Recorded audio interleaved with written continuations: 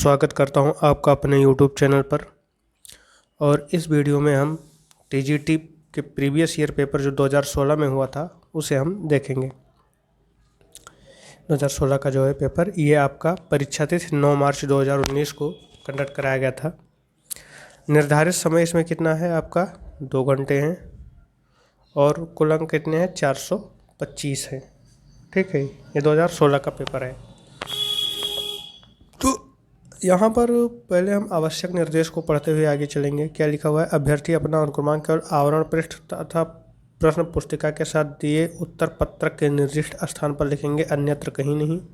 प्रश्न पुस्तिका मिलने के उपरांत अभ्यर्थी को तुरंत जांच कर सुनिश्चित कर लेना है कि पुस्तिका में पूरे पृष्ठ हैं तथा कोई प्रश्न छूट तो नहीं गया है। यदि कोई विसंगति है तो प्रश्न पुस्तिका मिलने के 10 मिनट के भीतर ही कक्ष निरीक्षक को सूचित करना तथा त्रुटि रहित दूसरी पुस्तिका प्राप्त कर लेनी चाहिए। फिलहाल ये इतना इंपॉर्टेंट टॉपिक नहीं है हम लोगों के लिए। आगे हम देखते हैं। अभ्यर्थी को 125 प्रश्नों के उत्तर देने हैं। सभी प्रश्न अनिवार्य हैं। गलत उत्तर के लिए नकारात्मक अंक नहीं दिए जाएंगे। इसका मतलब ये है कि माइनस मार्किंग नहीं है आपका। प्रश्नों की कुल संख्या 125 है। ठीक है, बाकी सारी चीज़ें वही हैं जो आमतौर पर दूसरे एग्जाम में होती हैं। तो स्टार्ट करते हैं हम अपने क्वेश्चन को। पहला क्वेश्चन है कि अपने 2 चहेते कलाकार डेविड हाकनी और भूपेन कक्कर के साथ जेम्स बॉन्ड के रूप में स्वयं को चित्र बनाने वाले कलाकार हैं। तो ये आपके अतुल डोडिया जी हैं। कौन है? अतुल डोडिया जी। इसकी व्याख्या भी दी हुई है कि अतुल डोडिया ने अनेक निजी स्रोतों और अपने प्रिय चित्रकारों से शुरू होकर मुंबईया सिनेमा की दुनिया का भी अपने चित्रों में दिलचस्प इस्तेमाल किया है। यानी एक तरीके से समझ लीजिए इन पर जो प्रभाव था वो सिनेमा का प्रभाव था।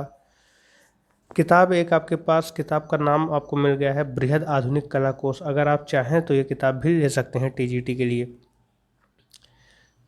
अगला क्वेश्चन है स्टैचू ऑफ यूनिटी किसकी इसकी कलाकृति है? तो ये आप देख लीजिए कि समसामयिक प्रश्न आ गया आपके सामने। तो ये राम सुतार जी हैं।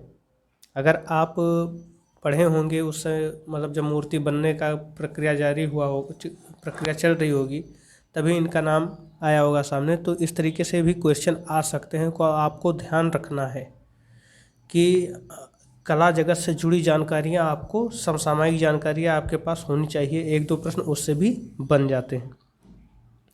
ठीक है, इसका स्रोत क्या है? राम सुतार, विकिपीडिया। तो वो जब आप स्टैचू ऑफ यूनिटी डालेंगे विकिपीडिया पर तो खुद ब खुद पता चल जाएगा कि किसकी कृति है। फिर अगला क्वेश्चन देखते हैं। मुंबई स्थित उस कलाकार का नाम बताइए जो अपनी जलवर्ण कृतियों के लिए जाने जाते हैं। तो ये समीर मंडल जी हैं। ठीक है, समीर मंडल 13 मार्च 1952 को एक भारतीय जल रंग चित्रकार हैं। आधुनिक समय की भारतीय कला में उनका सबसे अद्भुत योगदान है। पानी के रंग का लगातार पुनरुद्धार और देश के सबसे प्रतिभाशाली और सफल जल रंग कलाकारों में से एक हैं। यहाँ आपको जल रंग जैसे शब्द आ रहे हैं। अगर आपका बैकग्राउंड कला का नहीं है तो इन सारी चीज़ों को भी आपको पढ़ना पड़ेगा, क्योंकि इनसे संबंधित भी प्रश्न पूछे जाते हैं। बद्रीनाथ आर्य के चित्र का एक शीर्षक चुनिए। तो बद्रीनाथ आर्य के चित्र का शीर्षक क्या है? गंगा अवतरण। ठीक, इसका जो स्रोत है वो क्या है? कला त्रैमासिक, अप्रैल से जून 2000। तो अगर आप कला त्रैमासिक जैसी पत्रिका भी अगर आप पढ़ते हैं तो हो सकता है कि वहाँ से भी क्वेश्चंस कुछ आपको मिल जाएं या कला के बारे में आपकी जानकारी बढ़ जाए। आपको करना क्या है कि कला की जानकारी जहाँ से भी मिले आपको ले लेना है, अगर आपको सिलेक्शन चाहिए तो। फिर अगला क्वेश्चन है 1508 से 11 में किसने द स्कूल ऑफ एथेंस नामक पेंटिंग का निर्माण किया? तो ये राफेल सेजियो है।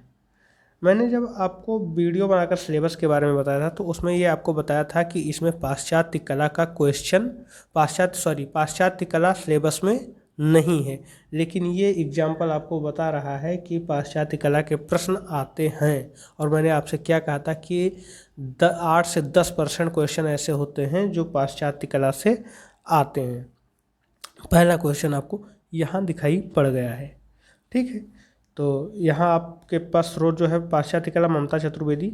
किताबें आपको मैं यहाँ पर स्रोत के रूप में जो लिखी हुई हैं, अगर आप चाहें तो इन्हें ले सकते हैं। कहने का मेरे मतलब ये है, इसीलिए मैं स्रोत को बार बार अंडरलाइन किए दे रहा हूँ। फिर अगला क्वेश्चन है कौन सा एम एफ हुसैन का चित्र है? तो एम एफ हुसैन का जो चित्र है वो मदर टेरेसा है। अगला क्वेश्चन, भित्ति चित्रकारी की तकनीक जो ताज़ा चूने के लेप पर निष्पादित की जाती है। तो इसमें आप भ्रमित ना हो, तो चूँकि ताज़ा चूना है तो आप ताज़ा चूना मतलब फ्रेश, यानी फ्रेश को आप कर सकते हैं, तो इसमें आपको भ्रमित होने की ज़रूरत नहीं है, फ्रेश से फ्रेश को कर दीजिए। फिर अगला क्वेश्चन है आपका, मिर्ज़ापुर के पूर्व ऐतिहासिक चित्रों में हम किसकी छवियाँ देख सकते हैं। तो यहाँ पर हम घोड़े और हाथी की छवियाँ देख सकते हैं। पंचमढ़ी की पहाड़ियाँ किस राज्य में स्थित हैं। तो पंचमढ़ी की पहाड़ियाँ मध्य प्रदेश में स्थित हैं। और पंचमढ़ी को प्रकाश में लाने का श्रेय किसे जाता है, डॉक्टर जी.आर. हंटर को। ठीक है। फिर अगला क्वेश्चन है, भीमबेटका की गुफा के चित्र हैं। तो भीमबेटका में उस समय बुद्ध थे नहीं, भगवान शिव थे नहीं, झरनों का चित्र ज़्यादा वो नहीं था, एक सांप्रदायिक सभा का चित्र आपको मिल जाएगा। अगला क्वेश्चन है, हड़प्पा सभ्यता के स्थल लोथल और धोलावीरा स्थित हैं। तो लोथल और धोलावीरा आपके भारत में स्थित हैं।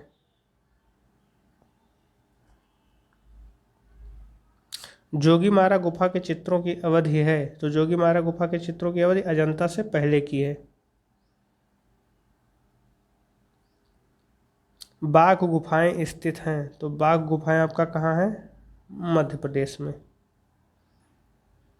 भारत माता के चित्रकार हैं। तो ये आपका अवनींद्रनाथ टैगोर। अवनींद्रनाथ जी की और रचनाएं क्या हैं, बुद्ध जन्म, बुद्ध और सुजाता, तिरछिता, ताजमहल, शाहजहां की मृत्यु, वेद सांग, जीवन संध्या, उमर खैयाम, ये इतने चित्र हैं इनके। किस राज्य में एलोरा गुफाएं स्थित हैं। तो आपका महाराष्ट्र राज्य में है।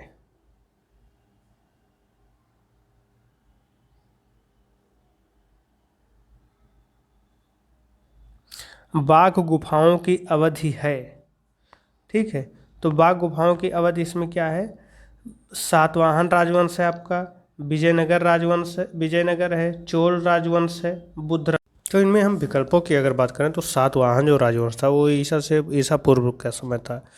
विजयनगर आप जानते हैं 12वीं 13वीं शताब्दी या 13वीं 14वीं शताब्दी के आसपास का था। चोल राजवंश जो आपका था वो आपका 850 और 850 से 870 ऐसे करके कुछ उस टाइम का था। तो इसमें जो बाघ गुफा बनी है आपकी वो 626 से 628 ईसा पूर्व की मानी जाती है। तो इसमें से कोई विकल्प मिल नहीं रहा है। ठीक है। अगर कोई बहुत किनारे मिल भी रहा है तो वो आपका चोल राजवंश से ही मिल रहा है। बुद्ध राजवंश अगर हम बात करें तो बुद्ध राजवंश अगर हम गौतम बुद्ध से रिलेट करके देखते हैं तो वो तो ईसा पूर्व का ही है। बादामी गुफा संख्या 1 की छवियां हैं। तो बादामी गुफा संख्या 1 में आपको नटराज के रूप में भगवान शिव मिलेंगे, इसलिए इसका उत्तर जो हो जाएगा वो ए हो जाएगा। कालकाचारी कथा और कल्पसूत्र में चित्रित किया गया है। नेक्स्ट क्वेश्चन आपका है, कालकाचारी कथा और कल्पसूत्र में चित्रित किया गया है बुद्ध लघु चित्र, जैन लघु चित्र, अजंता चित्रकला, बाघ गुफा चित्रकला। तो यहाँ पर आपका जैन लघु चित्र है। वैसे भी कालकाचारी जो कथा है वो जैन से संबंधित है आपका, यहाँ पर जैन लघु चित्र हो जाएगा। नेक्स्ट क्वेश्चन है आपका, कौन सा रंग इंद्रधनुष का हिस्सा नहीं है। तो इंद्रधनुष का हिस्सा आपका क्या है, भूरा रंग नहीं है। पाल के लघु चित्र किससे संबंधित है। तो पाल के लघु चित्र आपके जो हैं वो बौद्ध धर्म से संबंधित हैं। अवतार सिंह पवार संबंधित हैं तो ये मूर्तिकला से हैं। इन सब के बारे में आपको विस्तृत रूप से पढ़ना है क्योंकि ये क्वेश्चन है और इनका जीवन परिचय है उसे तो पढ़ना ही पढ़ना। इनकी रचनाएं भी बहुत अच्छे से पढ़नी है क्योंकि इनसे भी क्वेश्चन ज़्यादातर पूछे जाते हैं। कालकाचारी कथा का यह एक हस्तलिखित चित्र है, कौन सा, जैन। अभी इससे पहले के प्रश्न पर हम लोगों ने देखा था कि जहाँ कालकाचारी कथा है वहाँ आपको जैन करना है। हरिपुर विज्ञापन के लिए प्रसिद्ध कलाकार हैं तो वो आपके नंदलाल बोस जी हैं। देख लीजिए सबसे ज़्यादा क्वेश्चन जो आ रहे हैं वो समसामयिकी कलाकारों से ही आ रहे हैं।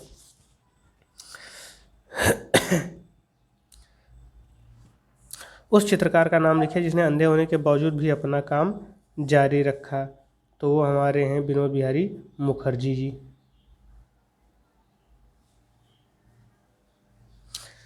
नीली तस्वीर जिसमें कहत कबीर शीर्षक वाले प्राकृतिक दृश्य जैसी छोटी छोटी मानव आकृतियों को चित्रित किया गया, इसकी रचना की है गुलाम मोहम्मद शेख ने। उस चित्रकार का नाम बताया जिसने कला का अध्ययन पेरिस में किया और जो अपनी भावनात्मक दुनिया की अभिव्यक्ति नगर और प्राकृतिक दृश्यों द्वारा करता है। ये राम कुमार जी हैं। नेक्स्ट क्वेश्चन, उस चित्रकार को पहचानिए जो कश्मीर में पला बढ़ा और जिसने हमेशा स्त्री पुरुष के यौन समागम को अभिव्यक्त किया। तो इस तरीके के क्वेश्चन में गुलाम रसूल जी रहते हैं। यहाँ हम देख सकते हैं तो ये आपके GR संतोष यानी गुलाम रसूल संतोष जी हैं।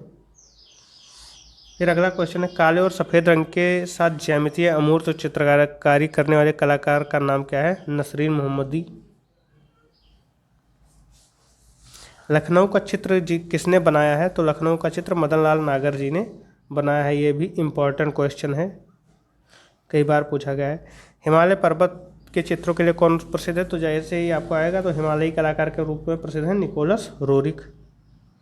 तो इस वीडियो में हम 30 क्वेश्चन को ही देखेंगे, इसके हम 4 पार्ट बनाएंगे।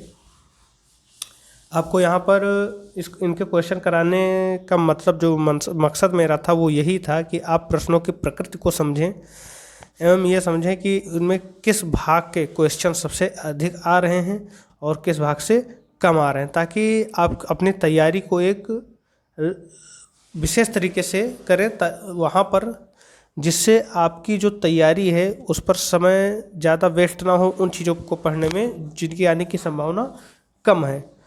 तो इन 30 क्वेश्चन में ऐसा प्रतीत हो रहा था कि जो क्वेश्चंस आए हैं वो समसामयिकी कलाकारों के ज़्यादा आए हैं और बंगाल शैली से भी कुछ क्वेश्चन आए हैं। आगे भी ऐसे ही चीज़ें मिलेंगी, तो हमें ज़्यादा फोकस किस पर करना रहेगा? समसामयिक कलाकारों पर ही करना रहेगा। बाकी चीज़ें तो धीरे धीरे कवर होती जाएंगी। और आपको 1-2 क्वेश्चन ऐसे भी मिले हैं जो करंट के थे, जैसे राम सुतार जी के क्वेश्चन आपको मिल गए। तो इस तरीके से अपनी पढ़ाई को हमें धार देनी है कि तैयारी इस तरीके से करें कि कम समय में भी हम बेहतर रिजल्ट दे सकें। और दूसरी चीज़ ये है कि पेड कोर्स लॉन्च कर चुके हैं हम। अगर जिन्हें भी पेड कोर्स ज्वाइन करना है वो दिए गए व्हाट्सएप नंबर पर संपर्क कर सकते हैं, जिसे पिन कर दिया जाएगा, अभी डिस्क्रिप्शन बॉक्स में पिन कर देंगे। वहाँ पर आप जाकर कांटेक्ट कर सकते हैं हमसे। और पेड कोर्स में आपको क्या मिलेगा? Notes plus topic wise quiz, जो टॉपिक वाइज क्विज है वो आपको मिलेगा, प्लस किताबों के जो PDF हैं ऑब्जेक्टिव के, वो सारी चीज़ें आपको वहाँ पर मिलेंगी।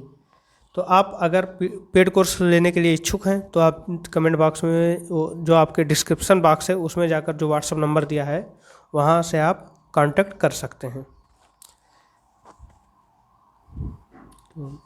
इसके अगले क्वेश्चन, जो इस वीडियो के अगले क्वेश्चन, मतलब जो इस 2016 के जो पेपर के जो अगला कोई भाग है वो आगे भी ऐसे ही चलता रहेगा और 4 खंडों में इसे हम समाप्त करेंगे। तो ये वीडियो अगर अच्छा लगा हो तो आप प्लीज़ लाइक शेयर सब्सक्राइब ज़रूर करें। धन्यवाद।